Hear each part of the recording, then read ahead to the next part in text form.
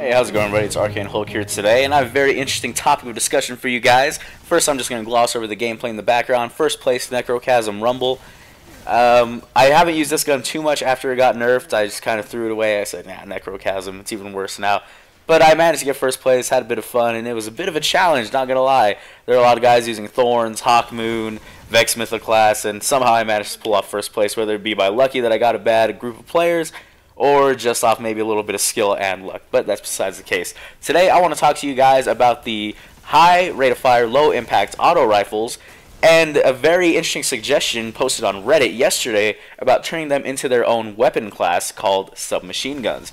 Now, I'm 100% all for this. I think it would be a great way for Bungie to separate the auto rifles into two very distinct categories. You know, they are already separated by their archetypes, which are high rate of fire, low impact, and high impact, low rate of fire.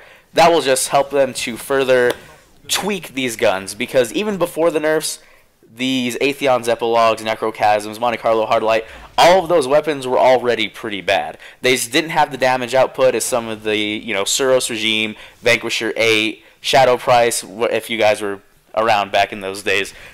They couldn't compete. They can't stand up to it. Necrochasm is a disgrace of a weapon, and I think that if they were to separate these two archetypes into their own weapon classes, then Bungie can tweak and tune them to better fit certain roles. For example, the Necrochasm has a kind of a small magazine, but it is a hose type of weapon. It's made to shoot, and to shoot a lot, and to shoot very quickly. That fits in perfectly with what exactly a submachine gun is, and were they to distinguish the archetypes with more of a fine line, then they can make individual adjustments to each side. For example, the high impact, low rate of fire auto rifles can get a little bit of a damage buff, and these Necrochasm variant auto rifles can have maybe a damage buff, a few more bullets, and maybe even a slightly faster rate of fire, just to keep them on par as far as competitive goes. Now, another one of the main reasons is just because since these bullets do so little damage, it gives the enemy a lot of time to get closer to you with their weapons, especially shotgun users.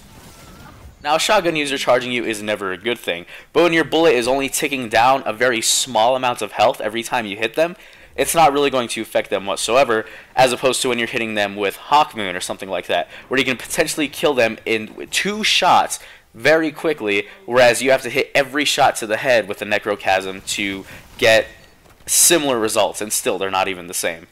These guns, they don't have the time to kill to compete in Crucible today, especially in this hand cannon meta, and were they to be more distinguished, perhaps, then maybe they could be more competitive, but that remains to be seen.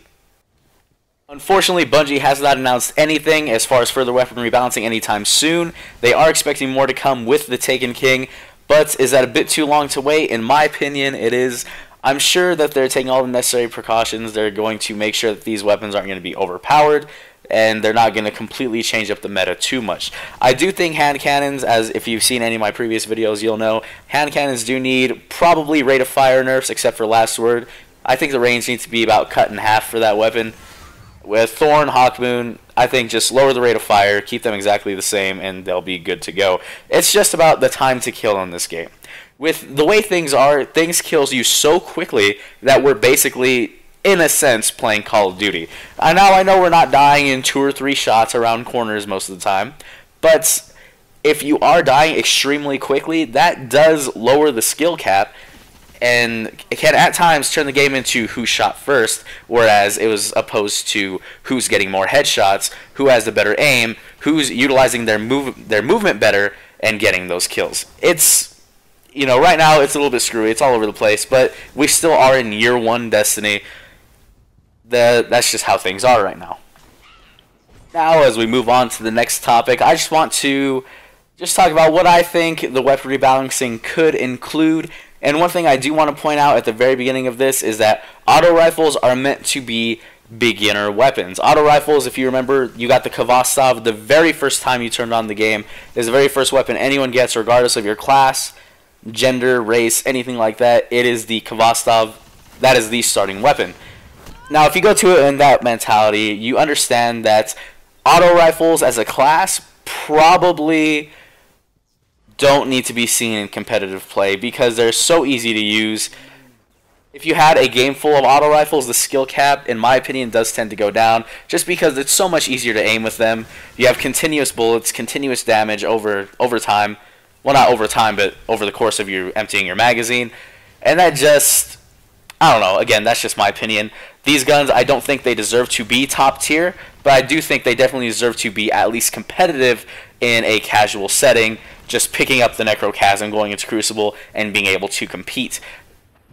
I know that might sound contradictory. I said I don't want them to be in competitive play. What I mean by that is, like, if there was a pro scene or something like that, then no, you probably shouldn't see auto rifles. You definitely want to see more pulse rifles, hand cannons, scout rifles, stuff that actually requires you to be able to aim a little bit more rather than just spamming the trigger. You actually have to control your burst, control your shots, and make sure every bullet you land or every pull of the trigger counts towards the kill. But I don't want to get into nerfs or anything like that. I just want to focus on these auto rifles. I'm going to call them AKA submachine guns from now on. But they definitely need, at least in some cases, more bullets. I say a minimum of 75 rounds in the magazine. A slight damage increase. Right now, Necrochasm with aggressive ballistics does 14 damage. I wouldn't mind seeing that bumped up to 15 or maybe even 16. Maybe 16 might be a little bit too much, but I think 15 would be great. And perhaps a bit more predictable recoil. Necrochasm doesn't need that kind of buff, but a gun like Atheon's Epilogue definitely does. If you were trying to do the Thorn bounty back when the game first came out, and your only void weapon was Atheon's Epilogue, you had a miserable time. But that's it for the video today, guys. I hope you enjoyed. Hope you enjoyed the gameplay and everything. Let me know what you think about this idea down in the comments section below. Y'all have a nice day. Thank you for watching, and I'll see you again soon. Thank you.